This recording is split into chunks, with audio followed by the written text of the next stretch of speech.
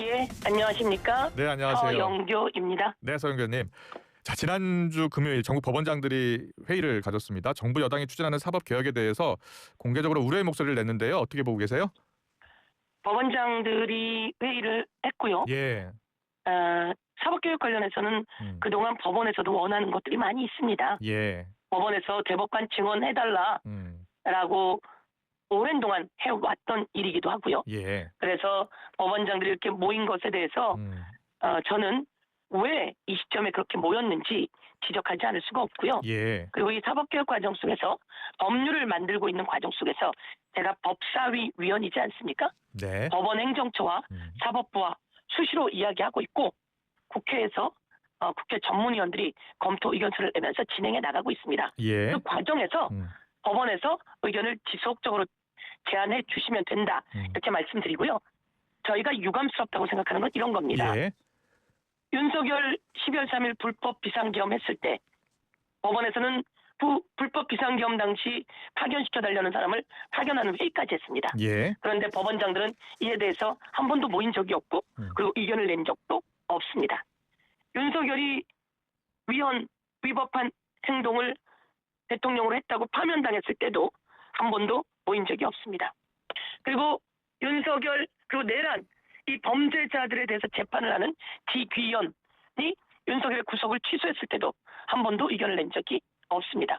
구속 취소 시 상급법원의 의견을 받아봤으면 좋겠다라고 법원행정처장이 얘기했지만 예. 법원장들은 모임을 한 적이 없죠. 조희대가 36일 만에 희대의 판결을 내리는 대선 개입, 정치 개입을 하면서 파기환송했을 때도 한 번도 모인 적이 없습니다. 그런데 이 사람들이 지금 사법개혁을 하자고 하니 법원장들이 모였습니다. 그런데 여기에 대해서 그동안 법원이 빠르게 대처하지 못한 것에 대해서 저는 유감을 표현하고요. 예. 지금도 지기현 재판부가 윤석열이 8번째 재판이 나오지 않고 있습니다. 그리고 노상원 재판은 공개하지 않고 있습니다. 그리고 변호사들로부터 650만 원의 단란 주점인지 룸살롱인지에서 접대받았음에도 불구하고 이 재판부를 그대로 두고 있습니다. 이런 상황에 대해서 법원 스스로 개혁하는 모습을 보여야 된다 이렇게 말씀드리겠습니다. 예. 네. 어제 추미애 법사위원장이 조희대 대법원장의 사퇴를 요구하고 나섰어요. 여기에 대해서는 어떤 생각이세요? 조희대 대법원장은 사퇴해야 합니다. 이재명 대통령 후보가 당시 2심에서 아주 치밀하게 재판한 과정을 통해서 무죄가 나왔습니다. 1심에서 2년, 1년 이렇게 나온 것을 무죄했습니다. 그러면 이것을 다시 대법에서 심리하려면 이런 상황이라면 모든 사건 기록들을 보아야 합니다. 그런데 제대로 보지도 않고 며칠 만에 파기환송 해버렸습니다. 이건 정치 개입입니다. 이런 상태이기 때문에 법원이 지금 중립적이지 못하고 공정하지 못하고 신뢰가 쌓이지 못하고 법원이 가장 중요한 최후의 보루입니다. 모두 법원을 존중해야 합니다. 그렇다면 법원 내에서 조희대, 지기현 등을 정리해내야 법원이 국민의 신뢰를 더 받아나가고 정치권도 법원을 따르게 되는 겁니다. 그런데 이 상황에서는 조희대 대법원장이 자초한 것이 있기 때문에 그리고 조희대 대법원장이 윤석열 재판, 이재명 재판에서 어떻게 개입되어 있는지 이것은 법적 조치되어 있기 때문에 낱낱이 밝혀져야 될 상황이고 그래서 추미애 법사위원장이 그렇게 이 의견을 제시했다 이렇게 판단합니다. 예, 그럼 추미애 법사위원장에 이어서 더불어민주당 서영교 의원도 그렇고요. 그러면 이게 조희대 대법원장의 사퇴는 당론으로 지금 요구하고 있는 겁니까? 지금은 추미애 의원이 법사위원장으로 이야기하고 있고요. 예. 지난 대선 과정 속에서 조희대 대법원장이 대법관들을 모두 다 동원해서 36일 만에 파기환송시켰지만 실제로 대법관들에게 배당되어서 논의한 건 9일밖에 되지 않습니다. 네. 그리고 그것도 대선을 앞두고 생중계를 통해서 온 세상에 파기환송 시켰던 내용 기억하시지 않습니까? 예. 그때 우리 더불어민주당은 조희대가 문제의 핵심이다라고 지적했고 사퇴를 촉구했습니다. 대법원에서 스스로 자정 작업이 일어나야 된다 이렇게 생각하고요. 예. 지금은 당론이다 아니다 이렇게 이야기하지는 않은 것으로 알고 있습니다. 그래요. 그럼 조희대 대법원장이 계속 물러나지 않는다면 더불어민주당은 어떻게 할 생각입니까? 조희대 대법원장은 법적 조치가 되어 있습니다. 조희대 대법원장에 대해서 빠른 시일 내에 공수처 등에서 수사를 해서 조희대 대법원장이 사법 거래가 있었는지 그리고 이 중요한 대선 후보 를 판단하는 과정 속에서 어떤 내부의 결탁이 있었는지, 어떤 직권남용이 있었는지 철저히 밝혀나가야지 된다 이렇게 말씀드리고요. 예. 조희대 대법원장은 스스로 거취를 포명하는 것이 사법부가 살아나는 길이다 이렇게 말씀드리고요. 윤석열의 친구 조희대라고 하지 않았습니까?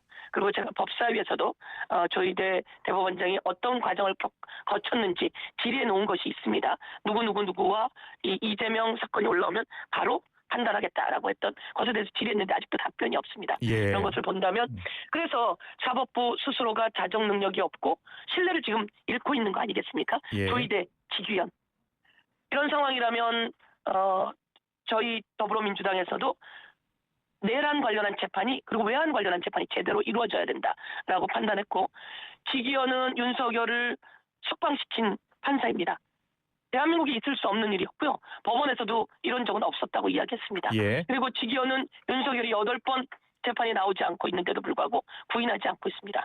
박근혜 사법농단 때는 한 달에 17번, 18번씩 재판했습니다. 지금은 한 달에 2번, 3번 재판합니다. 이러다간 윤석열 또 풀려나오는 상황이 만들어질 수 있죠. 그리고 노상원 등 관련한 재판은 일체 공개를 하지 않고 있습니다. 이런 상황에서 어떻게 공정하다고 할 수 있죠? 제가 법원행정처의 법사위에서 계속 여기에 대한 대안을 가져오셔야 된다라고 예. 했는데 대안을 못 가져옵니다라고 말도 못하고 대안이 필요하다는 건 알고 있으면서도 이러지도 저러지도 않고 있는 법원은 이번 시기가 국민에게 신뢰를 잃는 상황입니다. 그래서 법원에 특별한 대책이 필요하고 그래서 국회에서 이와 관련한 논의를 하고 있는 것입니다. 예. 조희대 대법원장의 탄핵도 추진이 될 수 있는 건가요? 오늘은 그 질문지에 있지 않은 것으로 알고 있는데요. 예. 저는 탄핵되어야 된다고 생각하는 사람입니다. 저는 조희대 대법원장은 대법원장으로서의 대선에 개입하지 않았습니까? 정치에 개입했습니다. 정치적 판결을 했고 조희대 대법원장이 대법관들에게 그 기록을 다 읽었느냐라고 제가 법사위에서 법원행정처장에게 질문했습니다. 예. 26만 페이지인가 그렇다고 합니다. 6만 페이지인지 수만 페이지를 읽을 수가 없습니다. 처음에는 다 본 것으로 알고 있다고 답변했습니다. 그리고 그 다음에는 다 보지 못했다고 답변했습니다. 예. 이렇게 9일 만에 정치적 판결을 내려서 대선에 개입하려고 했던 그 대법원장은 정치적 중립이 아닙니다. 그렇다면 이것은 뒤에 어떤 거래가 있었는지 그리고 대법관들에게 어떻게 이 판결을 함께하게 했는지 예. 등 관련해서 조희대 대법원장은 법률과 헌법을 위반했다 이렇게 판단하고 있고 탄핵의 대상이다. 저는 이렇게 생각합니다. 이것은 저의 생각입니다. 예. 자, 이재명 대통령이 내란 특별재판부, 이 내란 전담재판부가 위헌이 아니다라는 취지의 발언을 했어요. 그리고 민주당에서도 이 내란 재판부 설치를 이제 추진하겠다라는 생각이잖아요. 어제 한정희 정책위 의장이 전담재판부 일찌감치 구성을 했어야 하는 게 아닌가 이런 의구심도 든다고 했습니다. 본격적으로 추진하시는 거고 입법화할 예정이죠? 예, 그렇습니다. 예. 제가 한번 다시 묻겠습니다. 내란 전담 재판부를 구성하는 게 왜 위헌이죠? 법관은 법률로 구성하게 되어 있습니다. 예. 헌법에는 대법원 그리고 군사법원 등이 정해져 있습니다. 그리고 이 법관을 구성하는 것은 법률로 하게 되어 있고요. 예. 헌법에는 법률로 법원에서 하고 있는 일들은 법률에 위촉되지 않는 상황 속에서 진행한다라고 되어 있습니다. 정부를 구성하는데 정부조직법 국회에서 만들게 되어 있습니다. 예. 그리고 법원에서 진행돼 나가는 일들을 입법으로 할 수 있게 되어 있습니다. 헌법에는 가정법원 그리고 행정법원 특허법원 등이 없습니다. 이것은 법률로 그리고 또 법원 내에서 규정합니다. 그리고 지식 전담 재판부 등이 있습니다. 그리고 해양 전담 재판부, 해사 전담 재판부 등이 있습니다. 예. 이런 것처럼 법원 내에서 직위원 재판부가 잘못되어 있다는 것을 다 알고 있습니다. 그럼에도 불구하고 재판부가 정의롭지 못한데 바꾸지 않고 있습니다. 예. 그렇기 때문에 국회에서 내란을 담당할 전담 재판부를 구성하자라고 제안을 하는 것입니다. 이것은 법률로 하면 되는 것이지 예. 헌법위원회 내용이 아닙니다. 알겠습니다. 계속해서 여야 원내 대표가 특검법 개정안에 합의를 하고 발표까지 했는데 다음날 아침에 이게 뒤집혔잖아요. 그래서 이와 관련해서 민주당 투톱 정청래 당대표, 김병기 원내대표가 충돌하기도 했는데 어제 두 사람이 많이 화해를 한 것 같더라고요. 네. 예, 김민석 총리가 또 두 사람 함께 불러서 자리를 만들었고요. 두 분의 화해는 잘 된 거죠? 잘 되었을 것이라고 믿습니다. 예. 그리고 국민의힘과 더불어민주당 원내대표단이 협의를 거쳤고요. 예. 협의를 할 수 있습니다. 그렇지만 특검 기간을 연장하는 내용과 특검의 검사들이 지금 아주 힘이 들고 여력이 부족한 상태입니다. 예, 예. 그래서 검사를 증원하고 그리고 파견 공무원을 증원하고 특검보를 증원하는 내용은 지금 내란과 김건희와 명태균 건진과 관련된 범죄와 태병과 관련된 수사 외압의 범죄들을 낱낱이 정리하는 데는 기간이 부족합니다. 예. 그리고 검사 인력과 공무원 인력이 더 보강되어야 되는 상황입니다. 그것은 법사위가 아주 잘 알고 있는 내용입니다. 예, 예. 그래서 이 내용을 저희들은 꼭 지켜야 된다라고 의견을 제시했고요. 그래서 대협상되었고 이 내용들이 그대로 저희들이 본회의에서 기간을 연장하고 그리고 인원을 증원하고 이런 내용이 그대로 통과되었다라고 말씀드리겠습니다. 예, 그 우상호 수석이 여당 내부에서도 소통이 있긴 있었는데 지지층에서는 반대가 좀 심했었나 봐요. 그래서 정청래 대표가 바로 이제 반응을 했고 번복을 했다라고 인터뷰에서 얘기했는데 그 번복되는 과정에서 혹시 의원님께서는 이 합의 내용을 모르고 계셨었던 건가요? 저희는 그 당시에 법사위를 하고 있는 중이었습니다. 아, 예, 예. 그래서 그 내용을 전혀 알지 못했고요. 그리고 마찬가지로 다른 의원들도 알지 못했고요. 예. 그리고 그 특검법, 김건희 특검법의 기간을 연장하고 인력을 보강하는 것은 제가 많은 곳에서 요청받은 내용이어서 제가 제일 먼저 법안을 냈던 사람입니다. 예, 예. 저는 그 내용을 듣지 못했습니다. 그리고 저희들이 법사위 중이라 소통에 무리가 좀 있었던 것으로 저는 알고 있는데요. 법사위에서는 인력 보강과 그리고 기간 연장 이 부분에 대해서는 협상의 대상이라고 생각하지 못하고 있었다고 보시면 될 것 같고요. 예. 그리고 그 내용에 대해서는 국민의힘에서 강력하게 요구했던 부분이 없지 않아 있는 것 같으나 예. 다시 이 부분에 대해서 흔들림 없이 진행되어서 다행이다 이렇게 생각합니다. 네.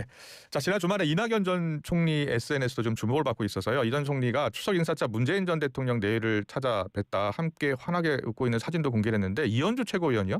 정책 해석할 게 당연한데 굳이 공개할 필요가 있었냐라고 지적을 했습니다. 어떻게 생각하세요?